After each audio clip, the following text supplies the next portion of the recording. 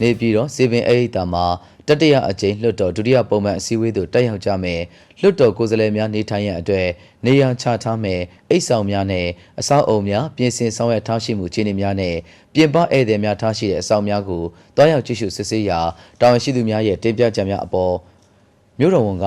အဲ့ဒီသားအတွင်းရှိအခမ်းများအားလွတ်တော်ကိုယ်စားလှယ်များအစဉ်ပြေနေထိုင်နိုင်ရေးနဲ့လိုအပ်မဲ့အသုံးဆောင်ပစ္စည်းများအစဉ်သင့်ဖြစ်စေရေးကြိုတင်စီစဉ်ဆောင်ရွက်ထားရှိရန်အဆောင်အဝင်လမ်းများကွန်ကရစ်လမ်းခင်းခြင်းလုပ်ငန်းရထားဆောင်ရွက်ရန်ကျန်းမာရေးနဲ့ညီညွတ်တဲ့တန်ရှင်းလက်ဆက်တဲ့အစားအသောက်များရောင်းချရေးနဲ့ဆိုင်ကန်းအပြင်စဉ်တန်ရှင်းတက်ရမှုရှိစေရေးကြီးကျယ်ဆောင်ရွက်ရန်လုံခြုံရေးလေဟာမှုမရှိစေရေးအထူးဂရုစိုက်ဆောင်ရွက်ထားရှိရန်တာဝန်ရှိသူများကိုမှာကြားခဲ့ကြောင်းသိရှိရပါတယ်ခင်ဗျာ